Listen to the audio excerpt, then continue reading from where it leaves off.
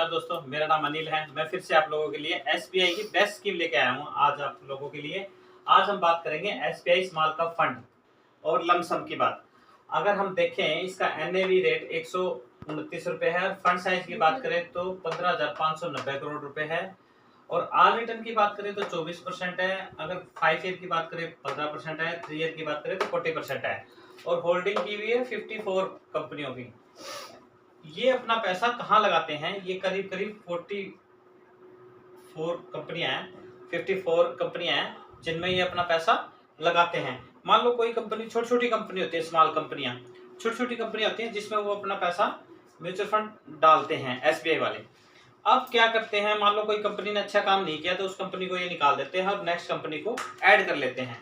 मान के चलते हैं आपने 100 रुपए ऐड किए तो 100 के 100 रुपए ऐड आपके क्या होंगे, जब वन कंपनी में थोड़ा थोड़ा परसेंट लग जाएंगे। आपने 10,000 डालोगे तो भी उस हिसाब से लगेंगे, 100 रुपए डालोगे तो भी उस हिसाब से लगेंगे। अगर आपको लमसम में पैसा लगाना है, SBI small cap fund lump sum में अगर पैसा लगाना है तो क्या करना है, आपने कम से कम भी 15 से 20 साल के लिए आपने उसमें पैसा लगाना है। अगर हम 20 साल के लिए पैसा नहीं लगाएंगे तो होगा क्या, पैसे की वैल्यू उतनी निकल के नहीं आएगी। अगर हम बात करते हैं केवल और केवल 1 लाख रुपए की, 1 लाख रुपए की 15% है। अगर 20 साल के लिए हम लगाते हैं, यहाँ पे मान लो 20 साल के लिए पैसा लगाया आपने, 1 लाख रुपया जमा किया आपने। ये नहीं है कि आपने फिर से, मैंने कहा नहीं और ऐड करो, ये नहीं। इन्वेस्टमेंट 1 साल पहले, मान लो किसी ने 20 साल पहले लगाया होता है 1 लाख रुपए और आज उसका टाइम आ जाता, 1 लाख रुपए इन्वेस्टमेंट किया, 15% का रिटर्न मान के चलते हैं, जबकि ये बोल रहे हैं 3 ईयर में 40% है, 5 ईयर में 15% है, आर रिटर्न 24.9 आ रहा है। मैं फिर भी इसको 15% ही मान के चल रहा हूँ, 20% भी नहीं मान रहा। होगा क्या कि आपकी पैसे की वैल्यू निकल के आएगी सिर्फ 1 लाख रुपए की। अगर हम देखें इन्वेस्टमेंट आपने 1 लाख रुपए की है, 20 साल के लिए 15% का रिटर्न और वैल्यू निकल के आ रही है 32,91,895 रुपए। इतना पैसा हमें कब मिलेगा? सिर्फ और सिर्फ 1 लाख रुपए इन्वेस्टमेंट करके आपने, उस 1 लाख रुपए की वैल्यू आज के टाइम में 32 लाख रुपए हो गई है। 15 साल या 20 साल पहले हमने पैसा इन्वेस्टमेंट किया। आप सोचो, आरडी, एफडी, पीपीएफ, ईपीएफ, जहां भी आपने पैसा डाल रखा है उस पैसे की वैल्यू क्या निकलती है। मान लो आपने आरडी में पैसा लगा दिया या एफडी में लगा दिया या पीपीएफ में लगा दिया या आपने ईपीएफ में पैसा लगा दिया, कहीं भी पैसा लगाया आपने, 8.1% है, 7.1% है, 6% है, 5.3% है, 5.5% है, ये वैल्यू निकल के आई है। आप ये देखो, मान लो आपने ईपीएफ में पैसा जोड़ा हुआ है, कोई बंदा अपना पैसा जब निकालता है, वो अगर पूछे सरकार से कि मेरे को कितना ब्याज मिलता है, तो हर जगह लिखा हुआ है 8.1% का ब्याज मिलेगा भाई, चाहे जितना इन्वेस्टमेंट कर लो। आपको मान लो साल में आपने 1 लाख रुपए जमा हो गया आपके ईपीएफ में, तो 8,100 रुपए, 8100 रुपए आपके प्लस हो जाएंगे। अगली बार फिर से कंपाउंडिंग इंटरेस्ट लगेगा। और इसमें क्या होता है, हर साल इसमें भी कंपाउंडिंग इंटरेस्ट लगता है, पर ये लगता है आपका 15% का रिटर्न।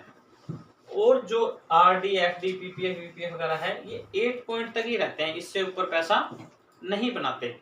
अगर हमें पैसा इससे ऊपर कमाना है या इससे ऊपर लेना है तो आपको जाना पड़ेगा SBI small cap mutual fund के अंदर में, जो आपको बोलना है कि मेरे को एसबीआई स्मॉल म्यूचुअल फंड में पैसा लगाना है लमसम में। मैं आपको एक बात और बताना चाहता हूँ, शॉर्ट टर्म नहीं करना, कांटा मार रखा है मैंने इसमें, लॉन्ग टर्म में टिक मार रखा है। अगर आप मान लो साल 2 साल के लिए पैसे लगा रहे हो तो मत लगाओ।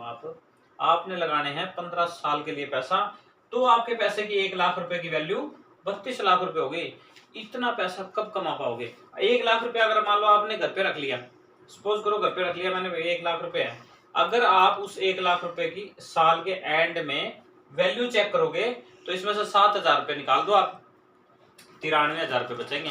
अगली साल फिर आपने पैसा रखा, उसमें से फिर से अब 93,000 में से 7 के माइनस करना पड़ेगा आपको।